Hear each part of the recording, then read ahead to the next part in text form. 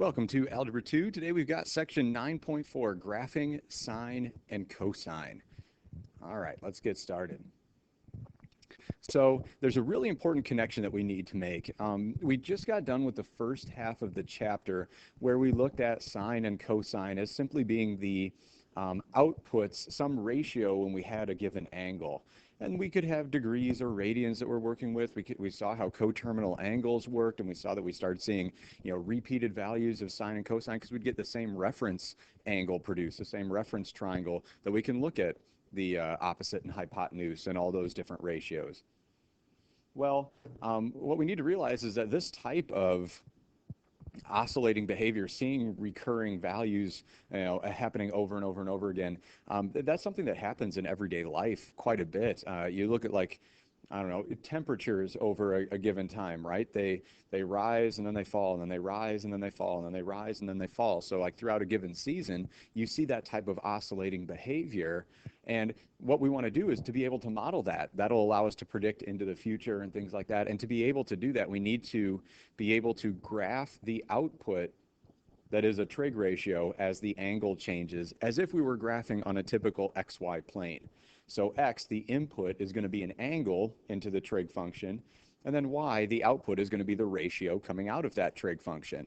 The nice thing is when we look at graphs like these, as soon as we learn what the parent functions look like, our charades rules that we learned way back in chapter 2, they still apply. So we have a nice way of checking and anticipating and describing what's happening based on things like a vertical stretch, a horizontal shrink, a vertical flip, the function moving twice as fast, being lifted up 3, things like that. And it really falls in line with what we've seen before. So that's really nice. These functions are what we call periodic, and that just means that they are going to repeat this pattern endlessly. Like I talked about temperatures, they're going to rise and fall and rise and fall and rise and fall, and they're going to keep hitting the same heights and the same depths as we move over and over and over again. They're going to be exact copies repeating without end. Okay, so hopefully that lays a little bit of groundwork, a little bit of understanding as to why that happens. And before we go over how to graph, again, just keep in mind that this is what our x, y, our input and output axes are really looking like. Our x-axis, our input axis going horizontally, is going to be an angle, so I've used theta there. Just so we think, oh, it's an angle, not an x value. And then our output, we're going to start with just a basic sine, but it could be any trig function. So here the ratio for sine will be our output. And we'll draw some patterns from these and hopefully make some predictions about what's happening later on. But before we go in, I feel like because it's sine and cosine and tangent, things that we just got done doing half of a chapter, a very extensive look on how we can use radian angles and how we can find these trig ratios for any angle. I think it's important to connect that idea of a unit circle and a terminal side rotating around that unit circle to create angles. I think it's important to connect that to the graph that we're about to make. So we're just going to look at the sine function. And I'm going to toggle over to a little script I made in GeoGebra that will rotate a terminal side through a unit circle. So let me open that up. Okay, so remember, the sine is the height. And so what's going to happen is I've got a slider down here that will actually move through 2 full rotations. So it goes 4 pi radians, or 720 degrees. Strongly encourage you here to work with radians for this half of the chapter. But just before we even begin looking at the key points, if I start to slide that, you can see it rotates that green segment that representing our terminal side around the circle. We're going to look at the length of the red segment, right? That's the height of the reference triangle as I rotate around, because when I see that, that's what the sine function represents, right? Sine is y on r when we're dealing with the unit circle, and our radius is 1. So sine is y is the height, just like we got done talking about in that bonus section. Okay, so if I start, I'm just going to make some key points over here. It's just going to be like a theta sine of theta instead of an xy table of values. So right now at the start, when I'm at 0 radians, I notice that the sine is non-existent. There is no height there. Okay, well, let's rotate through. The height is increasing. It's becoming a positive height. And then once I get to this, I have a nice clean out point. So when when theta is a pi over 2, my sine is at a maximum of positive 1. If I keep rotating through, you can see that height is still positive, but it's decreasing now. And when I get to 180 degrees, or pi radians, that sine is back down to 0. There is no height in that reference triangle. Let's keep rotating around. You can see now that height is going really far negative, and here at 3 pi over 2, it is at its most negative, negative 1. Okay? All of that triangle is negative. It's negative 1. Then as I rotate through, completing my circle, I get back to 2 pi radians, and again, my sine has an output of 0. There's no height in that reference triangle. And you can see that if I went through a second time, I would start to see those same outputs again, right? After a full circle's rotation, this would be 5 pi over 2. It has an output of 1 as well. And then I'm back to 0. And then I'm back to negative 1.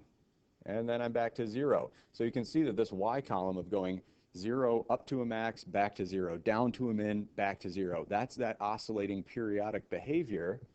And you can see that after we've made our table of values over there going from 0 to 2 pi, it's just going to start repeating itself.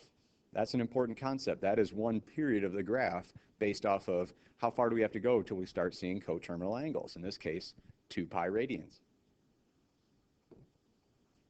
And we'll see that again in just a second too. All right, so now if we were to take that information, we had that little xy or theta, sine theta table of values, well, when theta was 0, sine was 0. When theta was pi over 2, sine was 1. When theta was pi, sine was 0. When theta was 3 pi over 2, sine was negative 1. And when theta was 2 pi, sine was 0. So here's how we obtain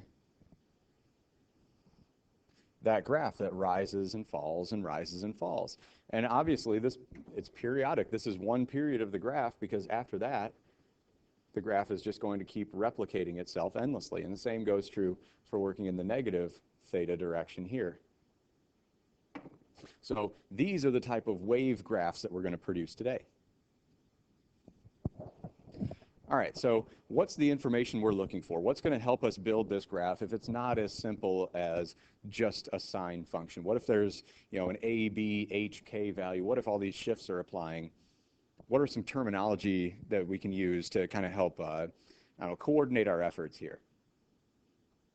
Well, first of all, you'll notice that all 4 of the things that we are listing here are all coming from our parabolic charades that we did early in the year, chapter 2 or chapter 3. The first one is amplitude. That is, how far does the graph reach above its center line, or its midline, I think our book calls it.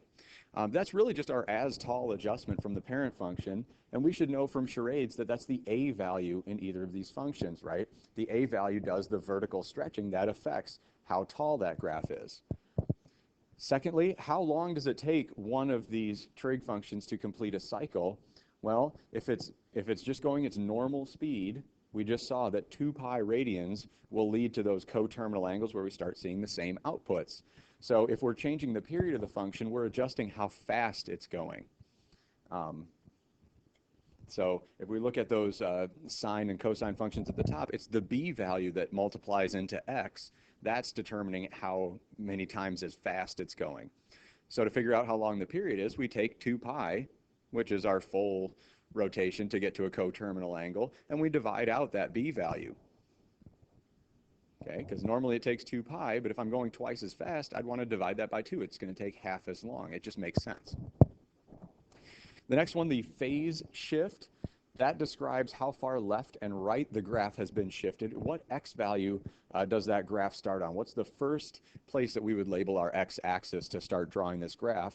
We can think of it as a horizontal shift, left or right, and it's really the x value found by taking h out of the function.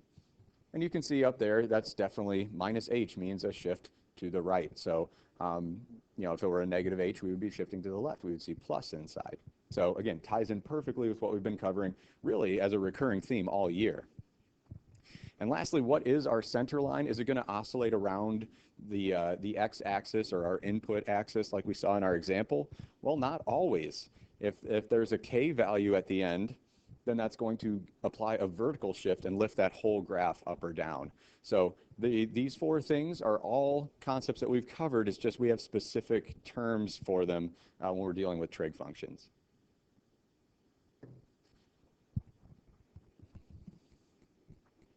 All right, so now understanding what a basic trig graph looks like. So I'm going to start with the sine function up above. And you can see, yeah, hey, we started off at the point 0, 0, and then we went up to a maximum, back to a 0, down to a minimum, and back to 0, and then we started repeating the process. So I really like this slide. This visual does a lot for breaking down what does amplitude mean? How do we visualize that as tall?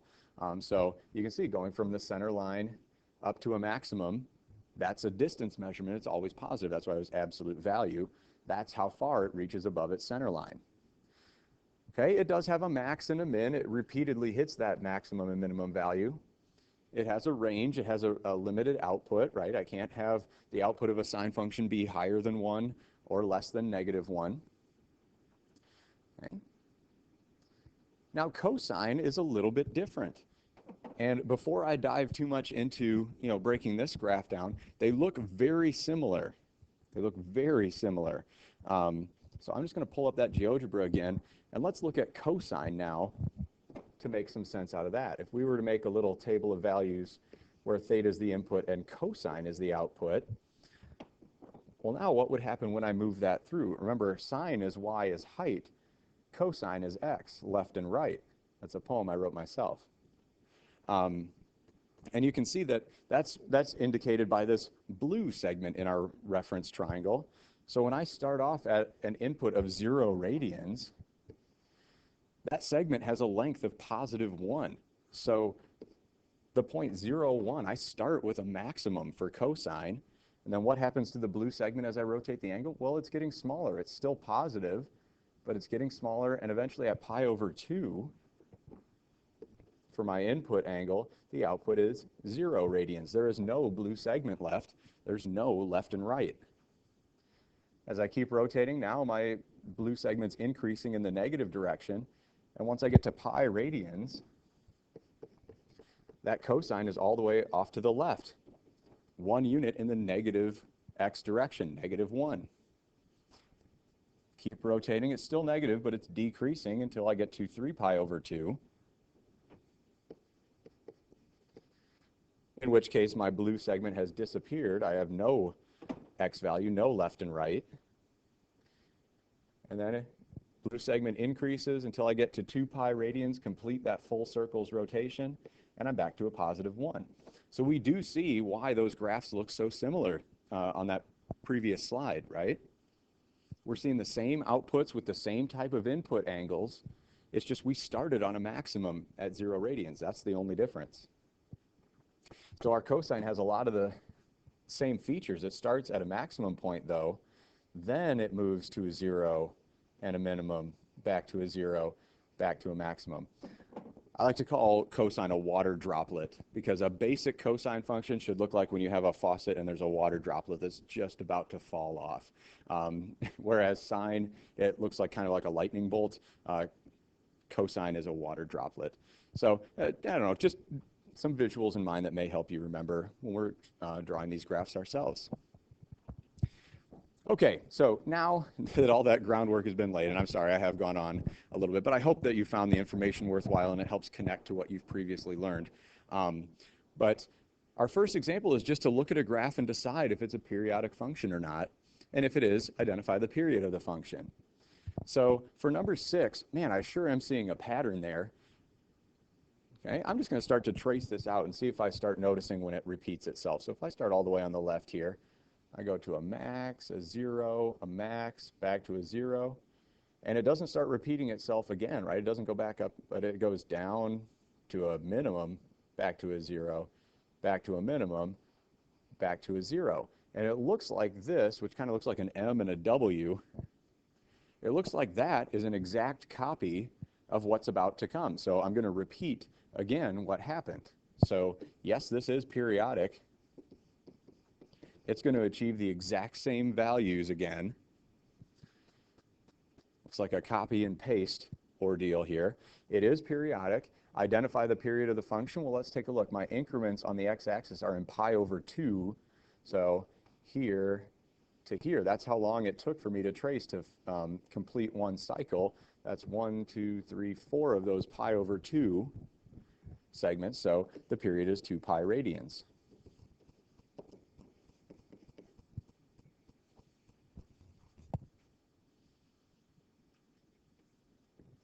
For number 8, I do see a graph that's rising and falling, rising and falling, rising and falling, which we may think could be, you know, some type of periodic function. But if I start to trace it, like here, I reach a peak and then I go back down to a minimum. If this were periodic, it would continue up to that same peak and then start to repeat itself. But since it is obtaining different heights as it rises and falls, rises and falls, rises and falls, it is not periodic.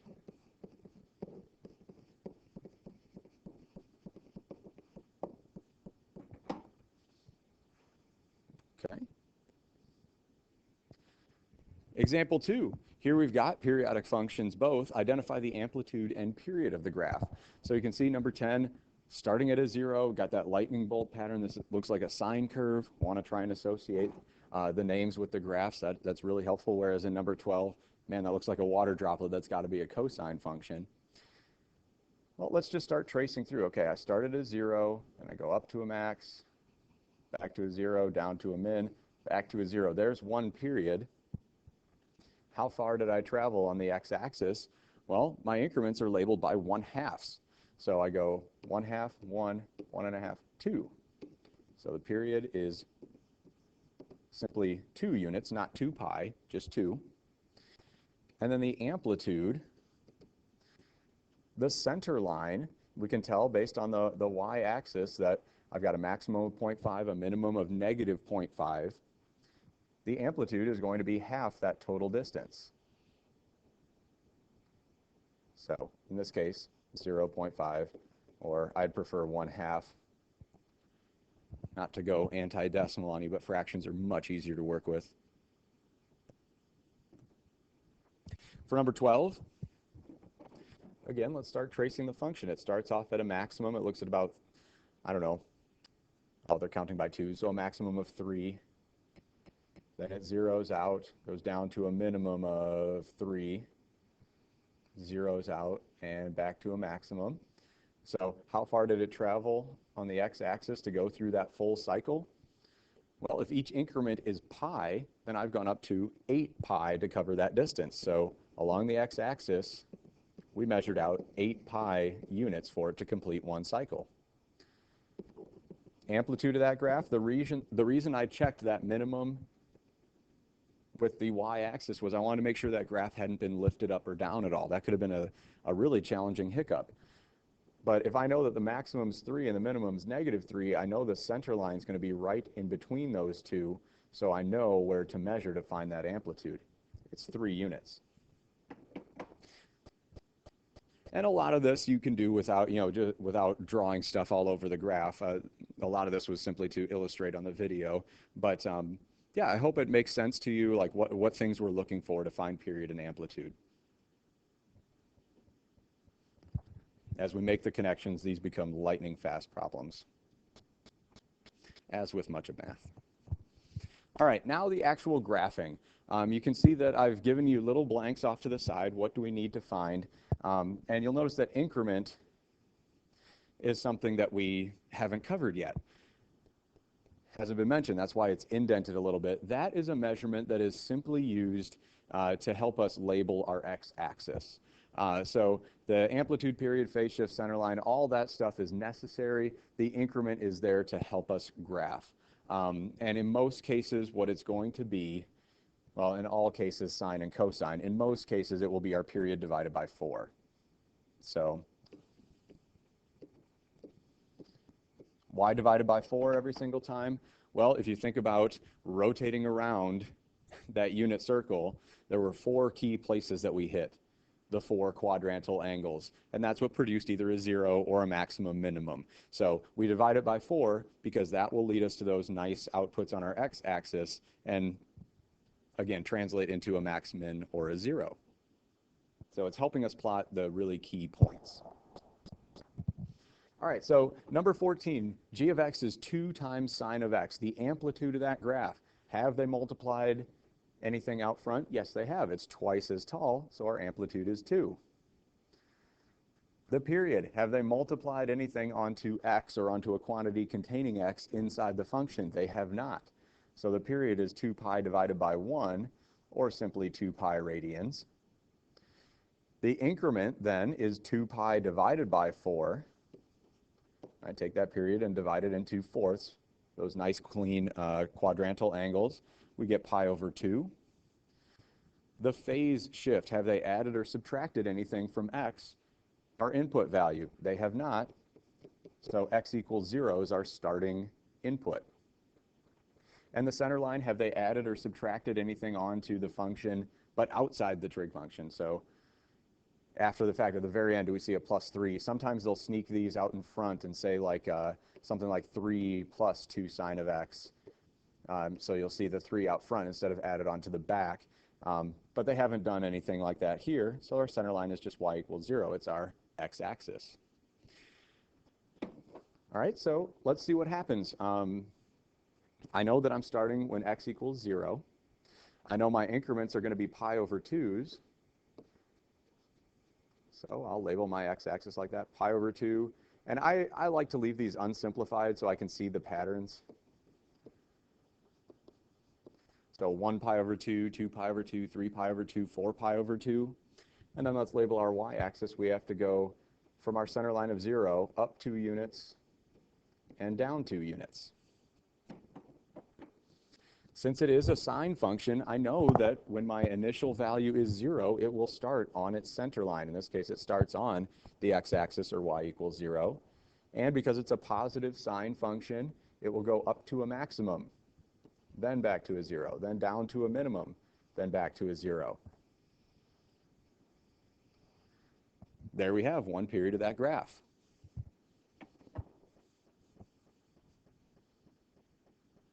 So really not a lot of writing to do, and really not a lot of math to do either. It's just understanding how the function works and then analyzing what is the different parabolic charades type adjustments that we're seeing here. What transformations have taken place? Number 20. Here we've got a cosine function. There's a couple things happening here. The amplitude, well, have they multiplied anything out front? Have they adjusted the as tall? Absolutely. Amplitude is 1/2. That graph is half as tall as a regular cosine would be. The period, have they multiplied anything onto x or onto a quantity containing x? Yes, they have. They've multiplied it by 4 pi. So my period starts off as 2 pi, a full circle's rotation, and I divide out that 4 pi times as fast. I find that the period is 1/2. The pi's cancel out, and 2 over 4 simplifies. My increment is then that period divided by 4. Well, if I have 1/2 and I divide that by 4, I get 1/8. So that's how I'm going to measure out my x-axis. The phase shift, have they added or subtracted anything onto x? No, they have not, so that's x equals 0. And the center line, have they added or subtracted anything outside the trig function? No, they have not, so that's y equals 0. Okay, let's go ahead and label. I know I'm going to start on x equals 0, and then I'm going to count by 1/8. So I got 1/8, 2/8, so I should have made that a little bit more uniform. 3/8, and 4/8. Again, I'm okay with you not simplifying. I think it's helpful to see the patterns. We could always go back and simplify the fractions later if we had a really particular way of putting these down. Okay, from the center line of y equals 0, I need to go up 1/2 unit and down 1/2 unit. Okay, that's all based on the amplitude. And since it's a positive cosine graph, it has not been vertically flipped or anything like that. I know it starts off at a maximum, does its water droplet routine. Then it goes to 0, down to a minimum, back to 0, and back up to its maximum. Oh, try to sneak it around that 3/8 there. So there you have it. Now, I will say this, a lot of your graphs, even if they are being stretched or shrunk or anything like that, they will look exactly the same. You're just changing the labels. So don't be alarmed if you graph this and say, well, it doesn't look like it's going 4 pi times as fast. It should be really scrunched up, you know, it should be really compressed horizontally. Well, no, I'm letting you scale the axes however you want. So don't be alarmed if they all look the same. The labels are going to account for those adjustments. Okay, for the next one, okay, a couple adjustments here as well. The amplitude, that graph is 3 times as tall as a typical sine function would be. The period of that graph, well, starts off as 2 pi, and they have not adjusted the speed of that graph. It is going 1 time as fast as it normally does. It's running at its actual speed. Increment, 2 pi, I divide that by 4, again, quadrantal angles. I get pi over 2 for my increments. The phase shift, have they adjusted x? Now, notice that they did not give the x plus 1 as a quantity grouped into the sine function. So my phase shift is still x equals 0. They haven't added or subtracted anything from x. They have not shifted it left or right.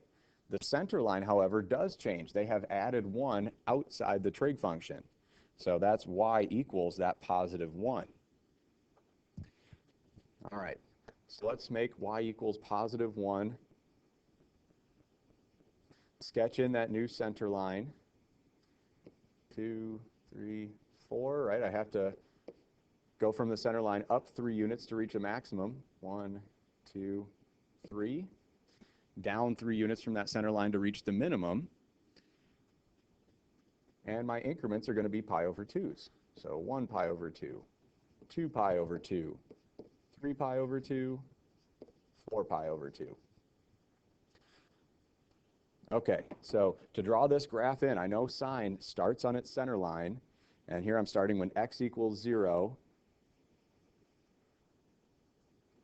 on that center line. So it's the point 0, 1 that starts off this graph. And it's just a positive sine function, so it hasn't been vertically flipped or anything. It will still rise to a maximum, come back to the center line, fall to a minimum, and go back to the center line, our usual lightning bolt, or however you want to remember the shape of that sine function graph. There's one period of the sine function that we've graphed out.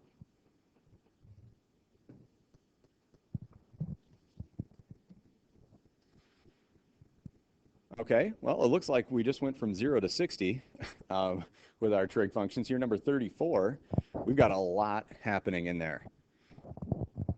Okay, but hey, it's all manageable. It's all just parabolic charades. If we fill in these blanks off to the left, the graph should be pretty painless to fill in. So let's start with amplitude. Have they adjusted the as tall of that cosine function? They have not, so the amplitude is 1. The period of the function.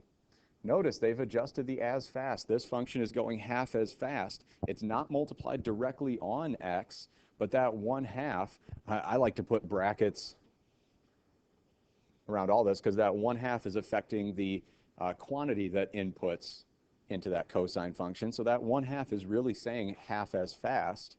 Normally cosine has a period of 2 pi, but I'm going to divide that by 1/2. That means the period is 4 pi. And that makes sense. If it's going half as fast, it's going to cover twice as much ground before it completes its cycle. Right? It's moving very slowly across from left to right. So it should take longer. It should take 4 pi, twice as long. The increment is then that period divided by 4. Increments are just nice, clean units of pi. The phase shift, have they adjusted the x value by adding or subtracting? Yes, they have. They've moved it 3 pi units to the right. So I'm going to start when x equals 3 pi. And that's the beauty of having this 1/2 already like factored out for us. We can just grab that 3 pi value. That is the horizontal shift. Pretty helpful. And the center line, they've even subtracted something afterwards. The center line is y equals -5. It's shifted down 5 units. Okay, so we've got quite a bit happening here. Let's start labeling our axes and putting this graph in place. 1, 2, 3, 4, 5, 6.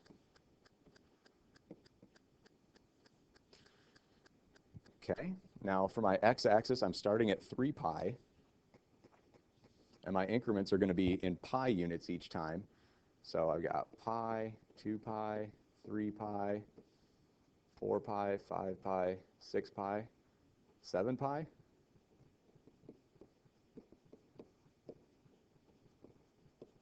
And the reason I'm doing that is if I start on 3 pi, I want to be able to go 1, 2, 3, 4 of those increments to complete one period. Okay, our center line is y equals -5. I forgot to label these as negative earlier. So let's draw in that center line at -5. That's what the graph will oscillate around.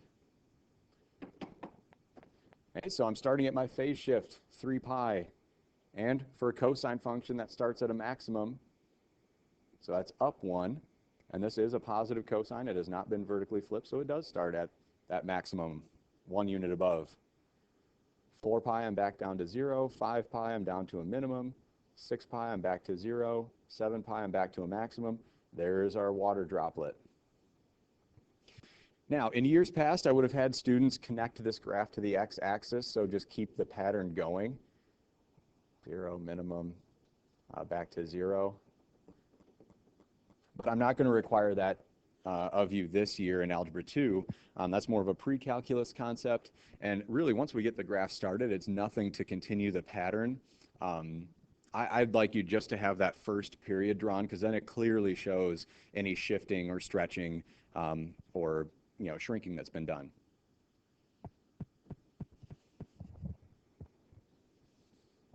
Lots of practice today. Lots of practice today. Number 46. We should be getting pretty fast at this now, by the way. I hope we're starting to pick up on the patterns. Amplitude is 1 because they have not adjusted the as tall of that cosine function. The period, well, it's just a 1x, or a 1 times quantity of x. Period is just 2 pi. Increment, I'm going to take that period and divide it by 4. So again, I've got pi over 2, and we've seen this a few times, so that's why I'm foregoing showing you those math steps. We should hopefully be making those connections as we get the practice. The phase shift, okay, notice inside it's x plus pi. That does affect the phase shift. So my phase shift is x equals -pi. Remember, plus pi inside means it's been shifted pi units to the left. We're ahead of schedule. That means that graph is behind us. And the center line, they have subtracted 2, shifted it down 2 units. Y equals -2 is our center line. And one thing I do want to point out, there is a vertical flip. So instead of a cosine graph being a water droplet that starts at a maximum, if we picture that being vertically flipped, now it's like a stalagmite in a cave. It's starting at a minimum and then peaking and going back down. That's really the only thing that you have to, I don't want to say memorize, but know about the graph is how the flips affect the graph. I think we're ready to start plotting points. Let's see, my center line is y equals -2. I don't want to go that close.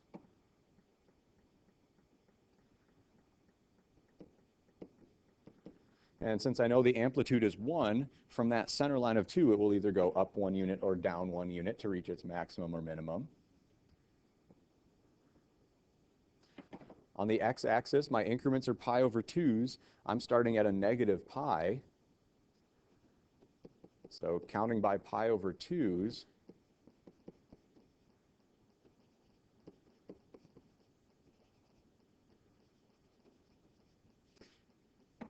I'm going to work my way over to a -pi and then leave room again for those 4 increments to create one full period of the graph. So I'm going to move to the right and go to 2 pi over 2, or 1 pi, in the right side of the x-axis.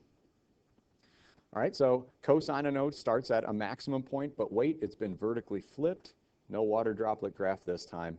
It starts down at -3 when I'm at -pi, my phase shift value. Then it goes to 0, then up to a maximum, then back to 0, then down to a minimum. there we see 1 period of this cosine function.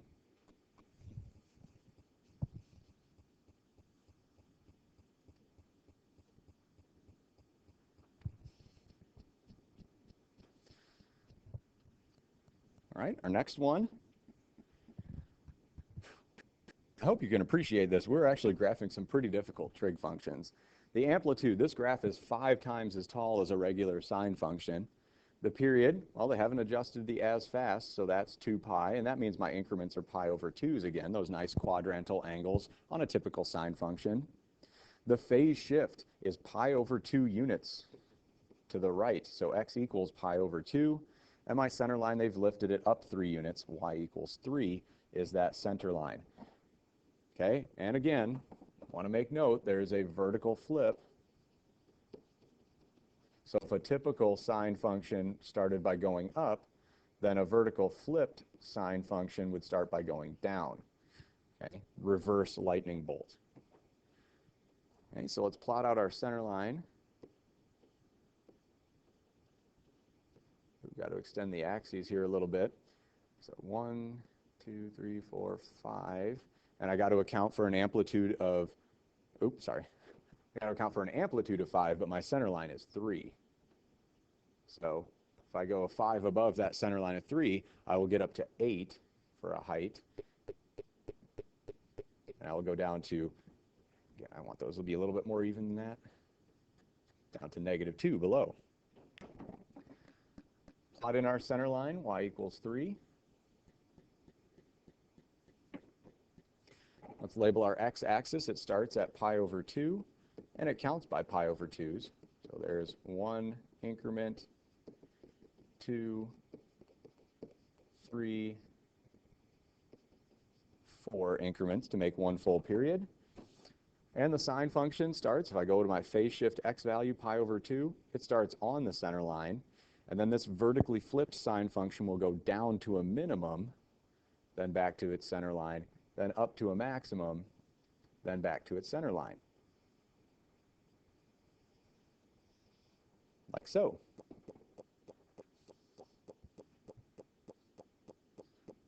Yeah, just a nice pattern to follow and several checks in place. All right, so that does it for the graphing portion. Now we're going to look at a couple of cases where either we have to construct or we have to use a sine function to solve a problem. So for our final 2 examples, the first one, number 52, we want to write a rule for a function g that represents this function f that has been translated 4 units down and 3 units to the left. Okay, so I know that to translate down means that my function g of x is going to take the function f of x and it's going to adjust the output. -4 outside the function will be 4 units down. And if I also want it to go 3 units to the left, that I want to be ahead of schedule, right? I want that graph behind me. So I want +3 to be the new input. All right, so my function g of x, what is f of x? It's the cosine of 2 pi, and I'm going to put an extra set of parentheses there. 2 pi. Instead of x, I've got a new input, x plus 3, to make it shift to the left, and then -4. There's my answer. Anytime that you have a situation where you have to create something, there's a thing called Bloom's taxonomy that says that analyzing and synthesizing, creating something is demonstrating true learning. So if you can make it through this, then you really understand, you know, how the transformations work.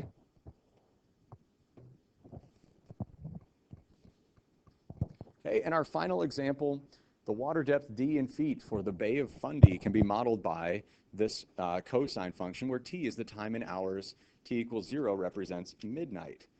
Okay, now this does make perfect sense, right? Because tides are something that rise and fall, rise and fall, rise and fall.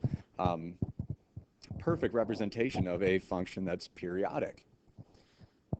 Okay, it says use a graphing calculator to graph the function at what time or times is the water depth 7 feet. Okay, well, let's just imagine what this function would look like, because I don't want to blindly type it into a calculator and like not see the graph or anything like that. Notice that the 35 is just added on to the function out front. They could have said negative 28 cosine of, pi over 6.2t plus 35. That means it's 35 units up. So at 35, that's where I'm going to see my center line. The amplitude is 28. So the amplitude is 28. That means that it's going to either go from 35 up 28 to a height of 63, or down 28 to a height of, hey, there's a surprise, 7. Okay? And then when I graph this out, it's a negative cosine function, so it's going to start at a minimum, and then it's going to go up to a max, down to a min, up to a max, down to a min. So where I'm looking for heights of 7, it's going to show up as the minimum values on that graph. So now we have an idea about what to expect out of the calculator. We know what the window should be showing us. Let's actually get to work graphing it. So I'm going to bring up my calculator, turn it on. I want to make sure you see the pi over 6.2. I want to make sure that my calculator is in radian mode. So you may be using degrees for like a physics class or something. Make sure it's in radians. Then in the y equals menu, I'm going to type that in, 35 minus 28 cosine of pi divided by 6.2 times my input.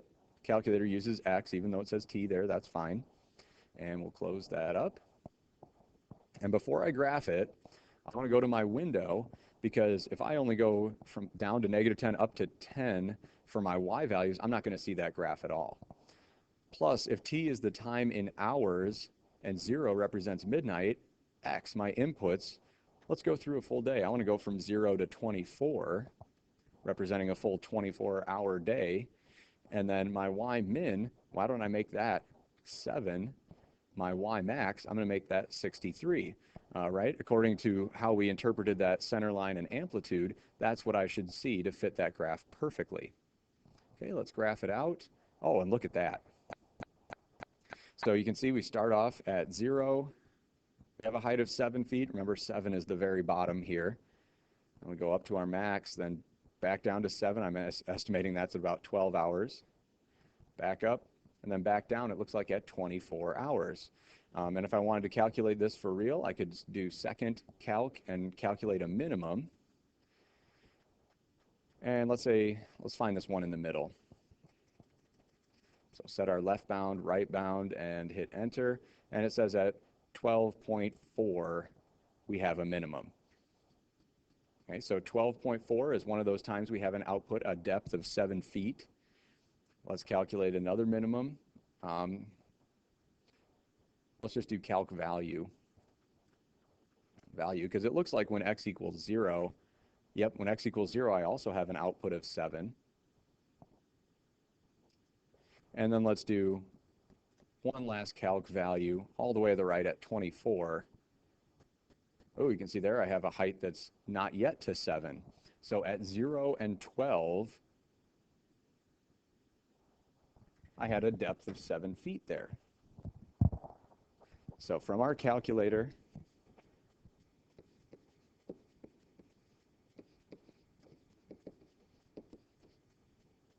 we got those two locations where the depth was 7 feet. So that would be midnight. And it looks like, let's see, 12.4 hours. And if we really wanted to get cocky, that would be 12:24 p.m. Right, 0.4 of an hour is 2/5, 2 groupings of 12 minutes. So 12:24 p.m., right around noontime.